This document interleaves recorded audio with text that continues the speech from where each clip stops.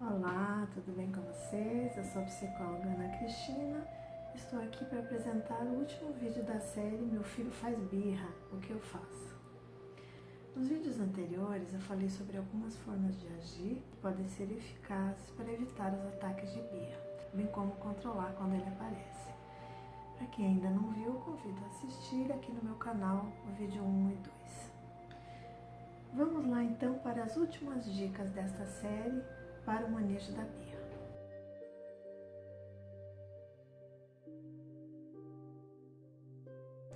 Valorize o não que você diz ao seu filho.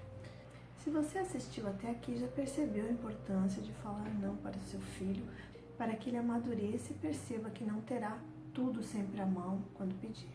Crianças que nunca são contrariadas se tornam adultos irritados, agressivos e até infelizes. Afinal, ele não terá o mesmo sim incondicional que recebeu dos pais do mundo lá fora. E aprender a lidar com a frustração depois de adulto pode ser muito difícil. Então, pensando nos seus efeitos positivos, essa palavrinha não deve ser desperdiçada em situações completamente desnecessárias, pois quando usado sem a devida prudência, o não perde a força e acaba colaborando para a desobediência. Algo que eu sempre digo para os pais dos meus pacientinhos: se você vai transformar o seu não em sim, então diga logo sim. É melhor, porque caso contrário a criança vai entendendo que ela é muito, muito forte, né? Ela vence até o papai e a mamãe, porque ela grita e esperneia e o papai disse não, mas depois disse sim, a mamãe voltou atrás no seu não e acaba deixando, porque a criança tem recursos ilimitados para fazer isso acontecer se a gente não cuidar disso muito antes de que ela perceba. Eu preciso que vocês se lembrem de uma coisa bem importante. Ceder sempre significa ficar refém da criança. Corremos o risco de que ela se torne aquela tirana, aquela criança tirana, de que todos nós temos medo.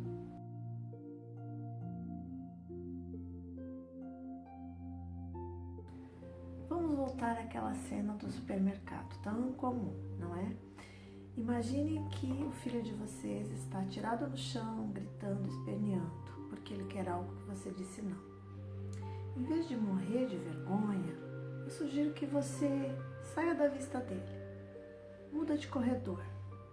Claro que você vai ficar atento, vai ficar atenta. Ele é quem deve perder você de vista e não o contrário. Fingir que não está vendo o show que ele está dando é algo que funciona muito bem, principalmente quando a criança é um pouquinho maior, 3 ou 4 anos. Eu vou tentar deixar aqui um vídeo que circula na internet de um bebê que faz exatamente isso. Ele precisa de plateia. Então, se não tem plateia, não tem graça o escândalo.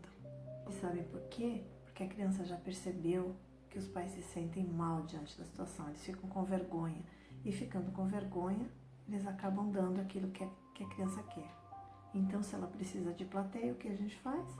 Tira a plateia dela. Outra coisa que funciona muito bem com crianças maiores, e eu adoro essa dica, eu dou sempre essa dica, é mandá-la para o quarto, quando ela está num momento de ataque de birra. Notem que eu não me referi a isso como um castigo. Você a coloca no quarto e diz que ela somente poderá sair quando ela se acalmar. Então, com os recursos que ela está construindo, ela vai tentar se controlar para poder sair dali.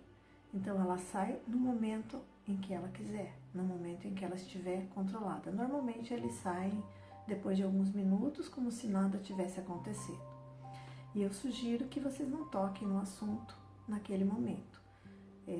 Acolham e entrem naquela brincadeira de que nada aconteceu. A não ser que ela tenha feito algo muito grave e aí você tenha que retomar.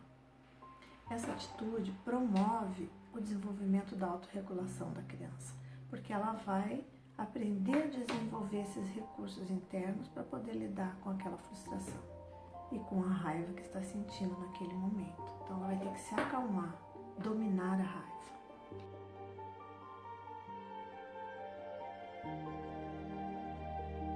A próxima dica: acerte no castigo. É inútil inútil punir crianças muito pequenas. Crianças menores de 2 anos não compreendem o que está acontecendo, então não faz sentido nenhum você puni-las. Mas, por exemplo, se ela tirar um brinquedo em alguém e você retirar esse brinquedo dela, ela já vai entendendo que isso é um castigo, de certo modo, mesmo sem você dizer, você está de castigo. Então ela já vai compreendendo que se ela fizer algo desse tipo, ela fica sem o brinquedo. Mas quando a criança é maior, vale retirar algo que ela goste, algo que seja importante para ela, como um desenho na TV, um joguinho no celular, por um tempo, não é? Não pode ser um tempo muito longo, né? Crianças muito pequenas não têm noção desse tempo, então se você disser para ela, você vai ficar uma semana sem ver o seu desenho, é um tempo muito longo e com certeza também você não vai conseguir manter esse tempo. Então dê castigos curtos que você também possa fazer cumprir. Os castigos, quando bem utilizados, vão desenvolvendo o senso de justiça natural das crianças, né? Vão tornando isso mais efetivo. E ao contrário, a falta de punição vai desorientando, vai dando a ideia de que não tem controle, que elas podem fazer tudo o que querem, isso não é nada bom. Às vezes um olhar sério, quieto do pai ou da mãe pode significar muito, porque o objetivo da punição é inquietar a criança. E às vezes quando a gente fica olhando para elas com um olhar sério, já é o suficiente. O castigo precisa ser educativo e, para tanto, a criança precisa compreender a conexão entre o que fez e a consequência. E volto a dizer, não se trata de palmadas, beliscões ou puxões de orelha.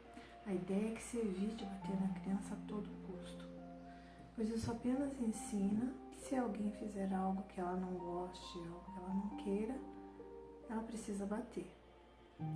E aí ela vai repetir o comportamento dos pais na escola, com outras crianças e com outros adultos que a contrariarem.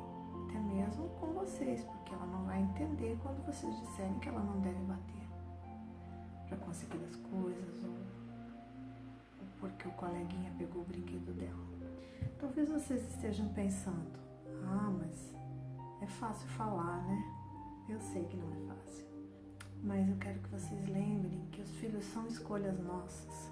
Portanto, educá-los é nossa responsabilidade. Educar não é um trabalho fácil e nem rápido.